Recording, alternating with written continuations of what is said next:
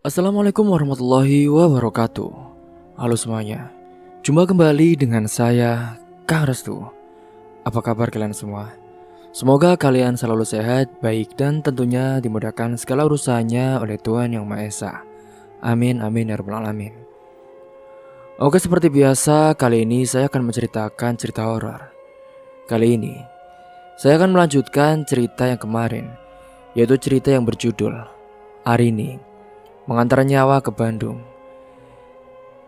Bagi kalian yang belum menonton part 1 dan juga part 2-nya, nanti saya akan cantumkan linknya di bio sini.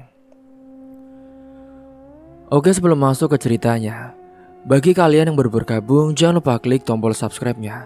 Klik juga lonceng notifikasinya serta like video ini, agar kalian semua tidak ketinggalan cerita-cerita menarik dari channel kami. Oke, terima kasih. Dan langsung saja tanpa berlama-lama lagi, bagaimana kisahnya? Ini dia ceritanya.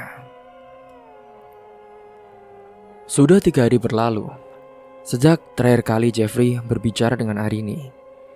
Biasanya meskipun sibuk bekerja, Arini selalu menyempatkan diri untuk mengirim pesan atau menelepon. Bahkan hanya sekedar memberi kabar bahwa ia baik-baik saja. Namun kali ini ponselnya tidak aktif. Tidak ada pesan, tidak ada tanda-tanda keberadaannya. Jeffrey duduk di teras rumahnya menatap layar ponselnya dengan raut wajah khawatir. Ia sudah mencoba menghubungi Arini berkali-kali, tetapi hasilnya tetap sama. Nomor yang ada 7 sedang tidak aktif atau berada di luar jangkauan. Perasaan tidak enak semakin mengantoinya. Awalnya ia mencoba berpikir positif. Mungkin Arini sedang sibuk atau kehabisan baterai, dan juga bisa jadi HP-nya rusak. Namun semakin lama ia menunggu, semakin kuat firasat buruk yang merayapi pikirannya. Di saat pikirannya kacau, ponselnya bergetar. Nama yang muncul di layar adalah Bapak Arini. Jeffrey pun langsung menjawabnya dengan cepat. Halo Pak. Jeffrey, ini kok Arini gak ada kabar ya? Apakah kamu tahu dia di mana? Apa kamu sudah tahu ada kabar dari Arini? Suara Bapak Arini terdengar serak dan juga berat. Jeffrey terdiam sejenak lalu menghela nafas. Belum Pak. Saya juga sudah coba hubungi dia berkali-kali loh Pak. Tapi nomornya nggak aktif, ucapnya. Di seberang sana terdengar helaan nafas berat. Bapak dari kemarin ya sudah merasa dia nggak beres. Arini nggak pernah selama ini lo nggak ngasih kabar. Biasanya dia selalu telepon bapak setiap malam sebelum tidur nak. Ucapnya dengan suaranya mulai bergetar, tanda bahwa kekhawatiran semakin menyesaknya. Jeffrey meremas ponselnya merasa bersalah. Yaudah Pak, nanti saya bakal cari tahu ya Pak. Mungkin dia cuma sibuk atau ponselnya rusak. Bapak tenang saja, ya Pak? Iya nak, makasih ya. Tolong, Bapak gak bisa tenang kalau belum dengar suara anak Bapak sendiri. Bapak takut ada sesuatu yang buruk terjadi. Ucapan itu membuat jantung Jeffrey semakin berdetak kencang. Ia tidak pernah melihat Bapak Arini sekhawatir ini. Biasanya lelaki tua itu selalu tenang dan juga penuh kepercayaan diri. Tapi sekarang nada suaranya penuh dengan ketakutan. Setelah menutup telepon, Jeffrey langsung berdiri dan juga mengambil jaketnya. Ia tidak bisa hanya duduk diam. Ia harus mencari tahu apa yang sebenarnya terjadi. Dengan cepat ia pun menuju ke rumah salah satu teman yang dulu membantu Arini mendapatkan pekerjaan di Bandung. Sesampainya di sana, Jeffrey pun langsung mengetuk pintu dengan tergesa-gesa. Tok tok tok, tok tok tok. Setelah menunggu cukup lama, pintu pun akhirnya terbuka dan seorang pria keluar dengan wajah mengantuk. Jeffrey, ada apa? Lo kok tumben nyari gue malam-malam gini? Oh, mana masih ngantuk lagi. Jeffrey pun tidak membuang waktu. Lo ada kabar gak tentang Arini? Udah 3 hari loh gue gak bisa hubungi dia. Nomornya juga gak aktif. Pria itu pun tampak berpikir sejenak, lalu menggeleng. Ya gue nggak tahu lah Jeff. Gue kan cuma ngasih info ke lo soal loker itu. Dan gue bukan yang bawa dia langsung ke sana. Lo udah kontak gak sama pemilik rumahnya? Wah, nggak ada sih. Waktu itu juga kan gue cuma dapat info dari internet. Gue juga nggak pernah ketemu langsung sama majikannya. Jeffrey semakin gelisah. Ia tidak punya petunjuk apapun. Jika hari ini benar-benar dalam masalah, maka ia tidak tahu harus mulai dari mana untuk mencarinya. Dengan perasaan campur aduk, Jeffrey pun akhirnya pulang ke rumah dan mencoba berpikir dengan jernih. Ia membuka kembali percakapan terakhirnya dengan Arini. Dalam pesannya, Arini pernah menyebutkan alamat tempat ia bekerja. Itu satu-satunya petunjuk yang ia miliki. Oh iya, gue ingat. Arini kan dulu pernah ngasih alamatnya. Apa gue coba kesana aja ya? Siapa tahu ada jalan keluar. Yaudah, lebih baik gue tidur dan tenangin pikiran gue. Nanti kalau udah semingguan, gue baru kesana. Malam itu pun Jeffrey duduk di tepi tempat tidurnya, menggenggam ponsel dengan erat. Di luar hujan mulai turun menambah suasana hatinya yang sudah suram. Ia kembali mencoba menelpon Arini untuk kesekian kalinya. Tetapi lagi-lagi dan lagi, tidak ada jawaban. Nomornya masih sama tidak aktif. Sementara itu di rumahnya, Bapak Arini semakin gelisah. Ia duduk di depan rumahnya menatap langit malam yang gelap tanpa bintang. Hatinya penuh dengan kecemasan. Ya Allah, lindungi anak saya. Tolong ya Allah, gumamnya dengan liris sembari berdoa. Bapak Arini sudah terlalu lama merasakan firasat buruk ini, dan itu tentu membuatnya tidak bisa tidur sudah 3 hari berlalu. Tetapi kali ini memang tidak ada kabar dari putrinya. Ia merasa ada sesuatu yang buruk telah terjadi. Pak, Arini kok sekarang jarang ada kabar ya Pak? Biasanya dia ini sering upload loh Pak di HP-nya, di WA-nya dan lain-lainnya Pak. Kata tetangga-tetangganya pun yang mulai bertanya-tanya. Saya juga nggak tahu Bu. Saya sudah minta tolong sama Jeffrey. Memang akhir-akhir ini sudah 3 hari lebih dia nggak ada kabar Bu. Saya khawatir. Mungkin apa HP-nya rusak kali ya Bu. Tetangga itu pun mengangguk dengan raut wajah khawatir. Bisa jadi itu Pak. Ya sudah, semoga nggak terjadi apa-apa ya Pak. Memang anak perempuan kalau kerja jauh itu memang harus hati-hati. Bapak Arini hanya bisa mengangguk. Dalam hatinya, ia terus berdoa agar anaknya baik-baik saja. Namun entah mengapa semakin lama ia menunggu, semakin besar rasa takut yang telah menggerogoti hatinya. Singkat cerita, kini sudah 5 hari berlalu sejak Arini menghilang. Di rumah besar itu tempat majikannya tetap sunyi, seperti biasanya. Namun sekarang, ada sesuatu yang berbeda kali ini. Ada keganjilan yang mulai dirasakan oleh Bu Ratna, majikan Arini atau nenek dari Damar. Malam itu seperti biasa, Bu Ratna pulang dari pekerjaannya di klub malam. Ia berjalan melewati lorong rumah yang sepi, menuju kamarnya di lantai bawah. Namun saat melewati kamar Arini, ia merasakan sesuatu yang janggal. Biasanya meskipun Arini sudah tidur, ia masih bisa mendengar suara kecil dari dalam. Entah suara Arini yang sedang menatap barangnya atau sekedar bunyi kipas angin yang selalu menyala. Namun kali ini kamar itu benar-benar sunyi seperti tidak berpenghuni. Bu Ratna pun mengernyit saat itu. Ia ingat betul beberapa hari berlalu, Damar cucunya memberitahunya bahwa Arini sudah pulang kampung saat itu juga. Namun saat itu Bu Ratna yang tidak terlalu memikirkan hal itu. Pikirnya mungkin Arini memang sudah tidak betah bekerja di rumah besar ini. Namun ketika malam itu ia berdiri di depan kamar Arini, ada perasaan aneh yang mengusik hatinya. Perlahan ia pun mengetuk pintu kamar itu. Dan setelah itu, Bu Ratna langsung menggenggam ganggang pintu itu, Mencobanya dan lalu membukanya. Yang tidak terkunci, ia pun langsung mendorongnya perlahan dan masuk ke dalam kamar. Ruangan itu masih seperti terakhir kali ia melihatnya. Rapi, bersih, tanpa tanda-tanda seorang baru saja pergi. Tidak ada koper ataupun barang yang hilang. Justru yang membuatnya semakin curiga adalah lemari pakaian yang masih terisi dengan baju-baju Arini. Bu Ratna yang melangkah mendekat, membuka lemari tersebut. Beberapa setel pakaian masih tergantung dengan rapi, termasuk seragam kerja yang biasa dipakai Arini saat membersihkan rumah dan juga baju-baju dari desanya.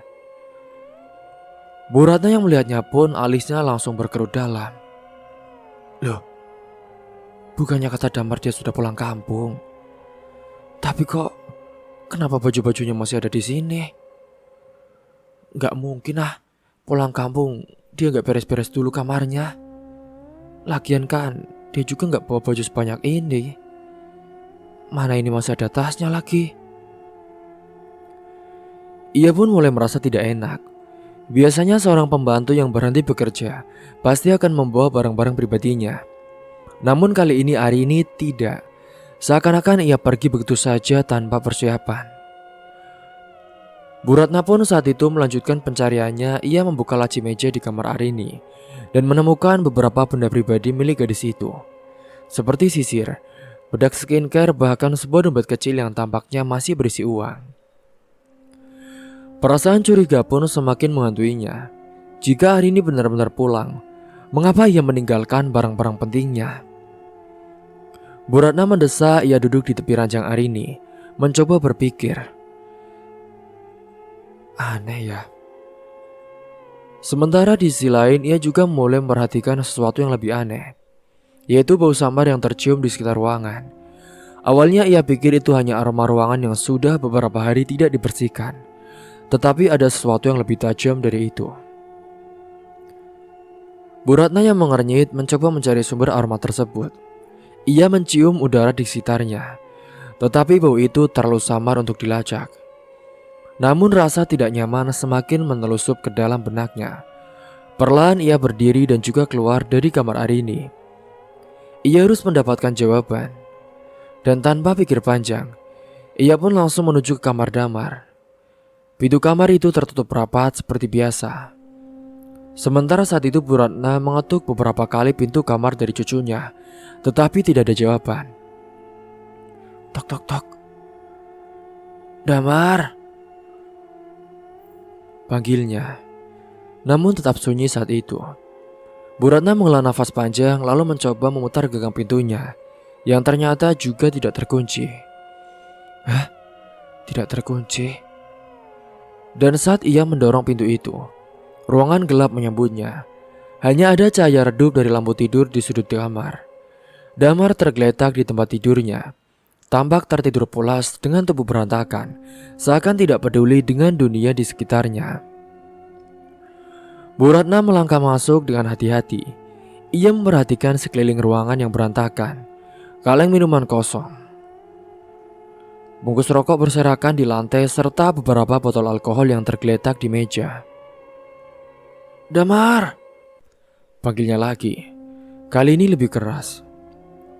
Damar mengerang pelan lalu membuka matanya dengan malas. Apa sih, Nek? Udah berisik aja nih pagi-pagi. Suaranya serak dan berat, jelas baru saja bangun dari tidur. Bu Ratna menatapnya tajam. Bangun, Nenek mau tanya soal Arini. Mendengar nama Arini, Damar pun langsung terdiam. Bu Ratna yang melihatnya pun tidak melewatkan perubahan ekspresi dari cucunya. 5 hari kemarin, kamu bilang dia sudah pulang kampung kan? Tapi kenapa barang-barangnya masih ada di kamarnya? Kenapa bajunya masih tergantung di lemari? Nenek juga temukan bedak-bedaknya, bahkan alat-alat make up-nya masih ada di lemarinya. Damar tampak tidak nyaman. Ia pun mengusap wajahnya dengan kesal. Ya, mungkin dia buru-buru pergi, Nek. Aku juga kan gak tahu. Tapi dia pergi tanpa bawa dompetnya, tanpa bawa bajunya. Itu gak masuk akal ya Damar, ucapnya Bu Ratna yang mulai meninggi. Damar semakin terlihat gelisah. Ya mana aku tahu Nek. Udahlah, jangan tanya-tanya mulu. Lagian dia pergi ya udah. Bukannya itu kebiasaan pembantu yang kalau kerja di sini suka pergi. Bu Ratna tidak puas dengan jawaban itu. Ia mengamati Damar dengan curiga, mencoba membaca ekspresi wajahnya. Ada sesuatu yang ia sembunyikan. Nenek tahu, banyak pembantu yang tidak kuat kerja di sini. Itu semua karena kamu. Tapi kan biasanya mereka pergi selalu membawa barang-barangnya. Ini aneh loh. Apalagi Arini, itu kan masih gadis. Dia belum nikah. Masa skincare dan alat-alat bedak make upnya tidak dibawa? Setelah berucap seperti itu, kemudian ia melihat sesuatu yang membuat darahnya berdesir. Di sudut kamar di dekat meja kecil, ada sepasang sepatu wanita yang ia kenali, yaitu sepatu milik Arini. Jantung Bu Ratna berdegup kencang saat itu. Damar, itu sepatu siapa? Kenapa itu sepatu kok seperti yang biasa dipakai Arini? Ia langsung menoleh ke arah Damar dengan tatapan tajam. Damar, jangan bilang kamu melakukan sesuatu pada Arini. Apa sih, Nek? Nenek ini apa-apaan sih? Datang-datang kau udah nuduh-nuduh yang gak jelas. Aku juga gak tahu apa-apa ya, Nek. Yaitu mungkin kan sepatu temanku kemarin pas main kesini. Bukan milik Arini. Damar yang menegang pun sekejap wajahnya berubah. Tetapi ia segera menutupi kegelisahannya dengan tawa sinis. Namun Bu Ratna yang sudah terlanjur merasa ada yang tidak beres, ia pun mundur selangkah, menatap cucunya dengan pandangan yang kini penuh kecurigaan. Di dalam hatinya ia mulai menyadari sesuatu. Ya sudah, kalau kamu tidak mau jujur dengan yang terjadi, ya udah, tidak apa-apa. Mungkin itu hanya perasaan nenek saja yang khawatir. Setelah berucap seperti itu, Bu Ratna merasa tubuhnya gemetar. Ia juga harus mencari tahu lebih dalam. Ia harus menemukan kebenaran sebelum semuanya terlambat. Karena ia tidak ingin ada hal buruk yang terjadi pada dirinya dan tentunya bisa menghancurkan hidupnya. Singkatnya, setelah seminggu kepergian Arini yang masih menjadi misteri, kini Jeffrey akhirnya berangkat ke Bandung. Jeffrey berangkat ke Bandung menaiki bus. Dan saat Jeffrey sudah tiba di Bandung, setelah perjalanan panjang dari desanya, ia turun dari bus dengan perasaan tidak menentu.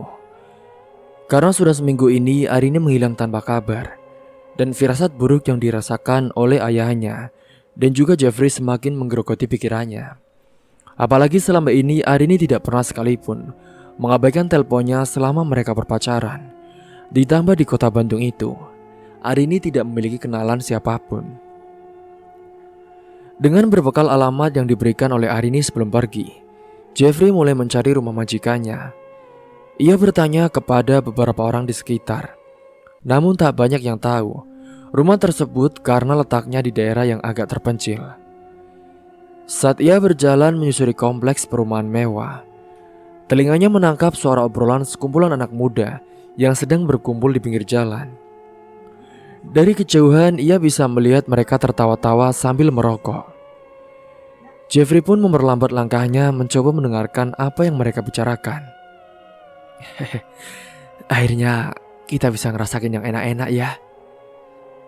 Iya, sudah seminggu berlalu menikmati tubuh gadis itu. Tapi rasanya kok jadi ketagihan ya. Iyalah, jarang-jarang kan kita dapat kesempatan kayak gitu. Gratis lagi, sahut yang lainnya. Tapi parah sih waktu itu. Tapi ya gimana, udah kejadian. Untung saja semuanya sudah aman. Jeffrey langsung merasa tidak nyaman. Kata-kata mereka seolah mengisyaratkan sesuatu yang buruk. Namun ia meneguhkan hatinya lalu mendekati mereka dan tidak berpikiran negatif. "Permisi Kang, Bang." Jeffrey mencoba menyapa dengan sopan. Anak-anak muda itu pun menoleh, sebagian dari mereka tampak malas menanggapi. Iya ada apa ya Bang?" tanya salah satunya dengan nada santai. Jeffrey menarik nafas dalam saat itu. "Ini loh, saya lagi nyari alamat ini. Katanya ini alamat ditempati seorang wanita tua ya, sama cucunya. Ini saya datang ke sana mau silaturahmi." Beberapa dari mereka pun saling pandang. Lalu salah satu dari mereka yang tampaknya cukup mengenal Damar, dia pun tertawa kecil. "Oh, rumah itu. Ya saya tahu. Abang jalan aja ke sana ya.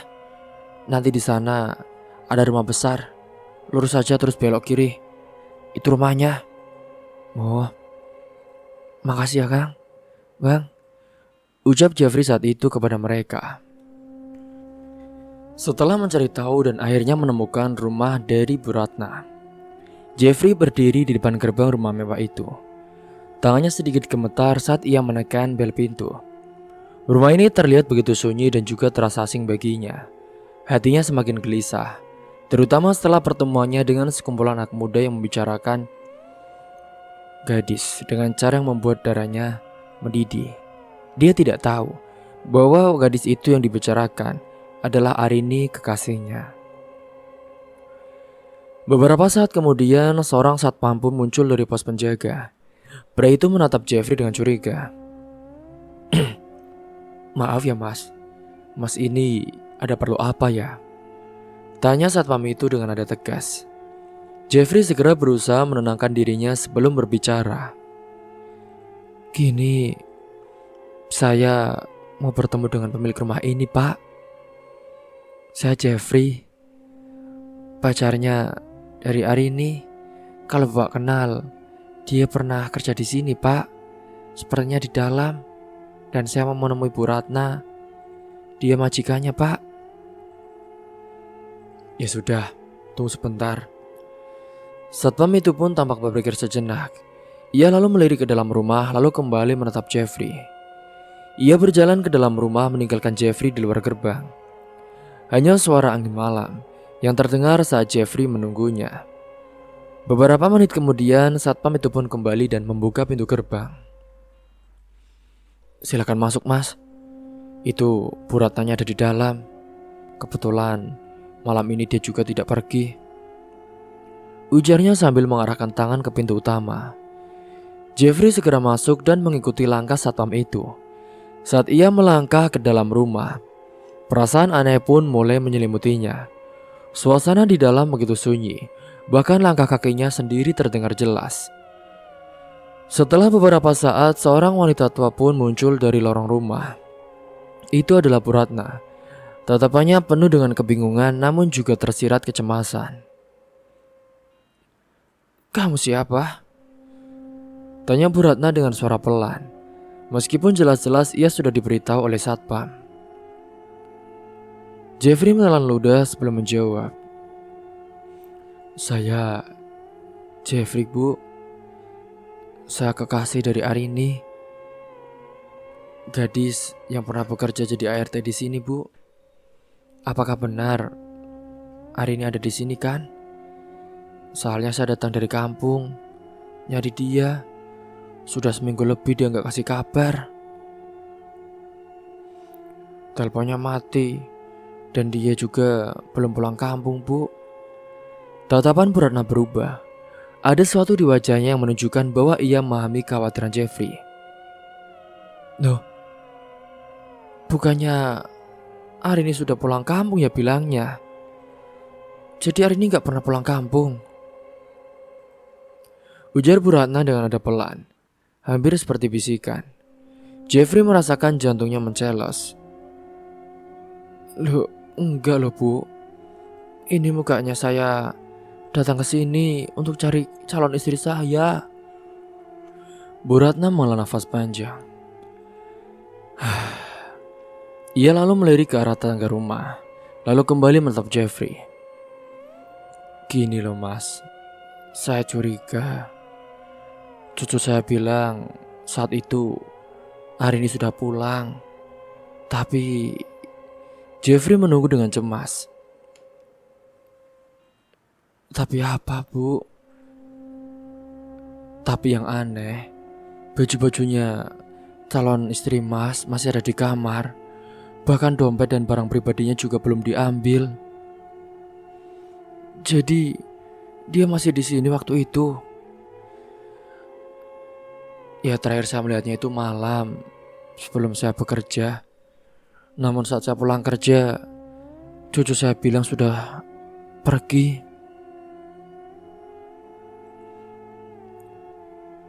Jeffrey merasakan kepalanya berdenyut keras. Ia mulai merangkai semua kejadian ini di dalam pikirannya. Arini tidak pergi. Lalu dia di mana sekarang? Dan lebih dari itu, apa yang sebenarnya terjadi kepadanya? Jeffrey hanya menatap lurus ke arah Bu Ratna dengan suaranya tegas. Yaudah bu, mungkin saya harus ketemu dengan cucu ibu. Tapi saya mohon bu, saya mohon, saya harus ketemu dengan cucu ibu sekarang juga. Jeffrey menatap Bu Ratna dengan penuh kesungguhan. Bu Ratna tampak ragu saat itu. Tapi cucu saya Damar, dia gak ada di rumah sekarang, ucapnya dengan nada canggung. Jeffrey tidak percaya begitu saja. Ia mencurigai ada sesuatu yang disembunyikan. Tolonglah bu, ini penting. Saya hanya mau tahu di mana Arini. Saya janji gak akan buat keributan. Bu Ratna terlihat bimbang, tetapi sebelum ia bisa memberikan jawaban, suara dari lantai pun terdengar. Ada apa sih nek? Jeffrey langsung mengenali suara itu. Suara yang terdengar malas dan juga sedikit ketus. Ia menoleh ke arah tangga dan melihat seorang pemuda turun dengan langkah santai. Rambutnya berantakan, wajahnya pucat, dan ada lingkaran hitam di bawah matanya. Damar. Jeffrey yang melihatnya pun langsung mengepalkan tangan, menahan emosinya yang hampir meledak. Bu Ratna menoleh ke Damar lalu kembali menatap Jeffrey dengan cemas. Ini, ada tamu mau bicara denganmu. Emangnya dia siapa sih nek? Dia ini calon istrinya Arini, pembantu kita dulu. Damar menatap Jeffrey dengan wajah datar, tetapi ada sedikit ketegangan dalam sorot matanya. Ia lalu turun dan berdiri di hadapan Jeffrey, namun menjaga jarak seolah tidak ingin terlalu dekat dengannya. Mau apa lo kesini? Tanya Damar dengan dingin. Jeffrey menghirup nafas dalam-dalam sebelum menjawab, mencoba meredam emosinya saat itu.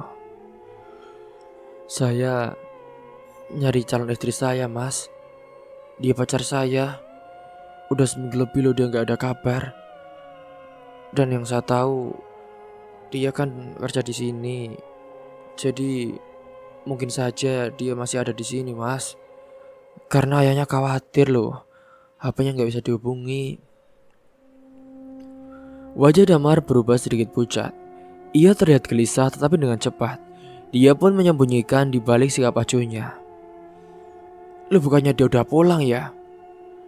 Kan gue sendiri yang nganterin dia, jawabnya dengan singkat. Jeffrey menatapnya dengan tajam. Mas gak bohong kan? Tadi kata nenek mas, kalau dia pulang, kenapa baju-bajunya masih ada di sini mas? Dan kenapa dia gak pernah sampai di rumah? Jadi saya mohon mas, sebenarnya kemana? Damar terdiam, tangannya mengepal dengan rahangnya mengeras. Jeffrey pun melangkah lebih dekat, nyaris mencengkeram ke arah bajunya. Kamu pasti tahu kan mas, di mana calon istri saya? Namun sebelum Damar bisa menjawab, suara bising dari luar rumah pun terdengar. Jeffrey dan Bu Ratna menoleh ke arah jendela. Dari luar segerombolan pemuda tampak berjalan menuju rumah itu, tertawa-tawa sambil bercanda satu sama lain. Jeffrey mengenali mereka dalam sekejap. Mereka adalah pemuda-pemuda yang ia temui sebelumnya di jalan. Orang-orang yang sebelumnya membahas soal merasakan sesuatu yang enak. Dan juga membahas bahwa dia telah menikmati tubuh gadis muda. Saat itu juga semua potongan kejadian mulai terangkai dalam benaknya. Damar yang terlihat ketakutan, anak-anak muda yang tak sengaja membocorkan sesuatu, dan juga Arini yang kini menghilang tanpa jejak. Jeffrey merasakan tubuhnya bergetar karena amarah. Ia menatap kembali Damar yang kini tampak semakin gelisah, seolah menyadari kesalahannya sendiri.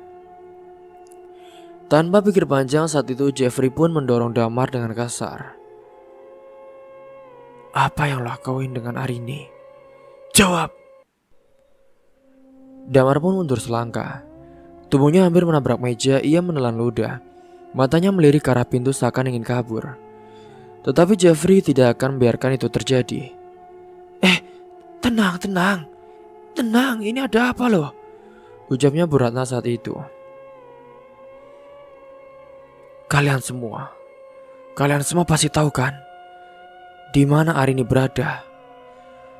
Kalian semua udah ngelakuin sesuatu ke dia kan? Jawab sekarang, atau lo bakal gue buat nyesel seumur hidup, ucapnya saat itu. Bu Ratna menatap keduanya dengan wajah cemas, menyadari bahwa sesuatu yang buruk telah terjadi. Damar masih terdiam, namun di luar, suara tawa teman-temannya semakin mendekat. Jeffrey bisa merasakan sebentar lagi kebenaran akan terungkap, dan ia bersumpah ia tidak akan berhenti sampai menemukan Arini. Jeffrey menatap Damar dengan kemarahan yang sudah tidak bisa ia bendung lagi. Nafasnya memburu, tangannya mengepal begitu erat, hingga buku-buku jarinya pun memutih. "Jawab ya, di mana Arini?" bentaknya. Suaranya menggema di dalam rumah besar yang terasa semakin mencekam. Damar tidak berani menatap Jeffrey. Tubuhnya gemetar, keringat dingin mengalir di pelipisnya. Ia tampak ingin berlari, tetapi Jeffrey tidak memberinya kesempatan. Saat itulah teman-teman Damar yang baru saja tiba di rumah melihat Jeffrey. Salah satu dari mereka yang sebelumnya tertawa paling keras di luar, tiba-tiba menghentikan langkahnya. Matanya membesar saat mengenali wajah Jeffrey, lelaki yang pernah bertanya alamat rumah ini beberapa hari lalu. "Brengsek, itu cowok yang kemarin nanya soal cewek itu. Gila, yuk kita kabur," bisik salah satu dari mereka dengan suara panik. Mereka pun saling berpandangan, seolah menyadari bahwa bencana besar akan segera terjadi. Salah seorang dari mereka menelan ludah, mengingat jelas apa yang telah mereka lakukan pada malam itu, yaitu menggilir paksa Arini dan juga membunuhnya. Jeffrey melihat saat itu perubahan ekspresi mereka dan langsung tahu bahwa merekalah yang semuanya bersalah. Ia tidak butuh pengakuan lebih lanjut. "Di mana Arini? Kalian semua udah ngurus hidup Arini ya? Di mana dia?" Suara Jeffrey bergetar, penuh amarah dan juga dendam. Damar tersentak mendengar suara Jeffrey yang bergemuruh di seluruh ruangan. Teman-temannya semakin gelisah, sebagian dari mereka mulai mundur perlahan, ingin melarikan diri. "Gila, kita cabut aja coy. Gue gak bisa, gue takut di penjara," bisik salah satu pemuda. Namun Jeffrey lebih cepat saat itu. Dengan gerakan cepat, ia melari ke arah baju Damar dan mendorongnya ke tembok. Damar meringis dengan matanya ketakutan. "Sekarang lo jujur, apa yang lo lakuin ke Arini? Bilang ke gue sekarang juga." Jeffrey menggujang tubuhnya dengan keras. Damar pun menggeleng lemah dengan suaranya bergetar. Gue gak tahu. Itu bukan ide gue. Gue cuma Jawab, jangan cuma-cuma doang. Di mana Arini? Atau gue bikin lo nyesar seumur hidup. Potong Jeffrey dengan tajam. Damar semakin ketakutan. Wajahnya hampir sepucat mayat. Saat itu juga teman-temannya yang lain langsung berhamburan melarikan diri dari rumah. Mereka tahu jika tetap di sana, mereka akan berurusan dengan sesuatu yang lebih buruk daripada kemarahan Jeffrey. Mungkin polisi, mungkin lebih dari itu. Namun Damar tidak bisa pergi kemana-mana. Jeffrey masih menahannya erat sementara Bu Ratna, dianya berdiri di sudut ruangan. Wajahnya penuh dengan keterkejutan dan juga kesedihan. Aku dan teman-teman gak sengaja. Aku gak tahu bakal separah itu. Damar akhirnya membuka mulut. Suaranya lirih dan juga penuh ketakutan. Apa maksud lo? Damar menunduk dengan matanya terkaca-kaca. Ia sadar, sudah tidak ada jalan keluar lagi. Malam itu pun, dia menceritakan bahwa Arini telah dipaksa melayani mereka. Arini digilir dengan teman-temannya. Ia yang melawan, yang berusaha melarikan diri. Dalam pergulatan itu ia terjatuh dan perutnya tertusuk pisau dapur yang tergeletak di meja. Darah mengalir di lantai dapur memenuhi seluruh ruangan. Damar masih ingat betul bagaimana semuanya terhenti seketika. Semua yang tadinya tertawa dan juga bersorak langsung membisu dalam ketakutan. Arini tergeletak di lantai, nyawanya perlahan menghilang, dan tidak ada satupun dari mereka yang berani menolongnya. Mereka pun panik, dan dalam kepanikan itulah mereka sepakat untuk menyembunyikan jasad Arini.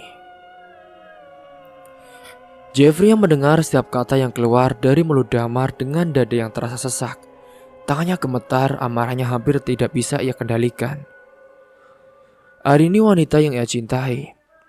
Wanita yang pergi ke Bandung untuk mengejar impian. Ternyata telah meninggal dunia.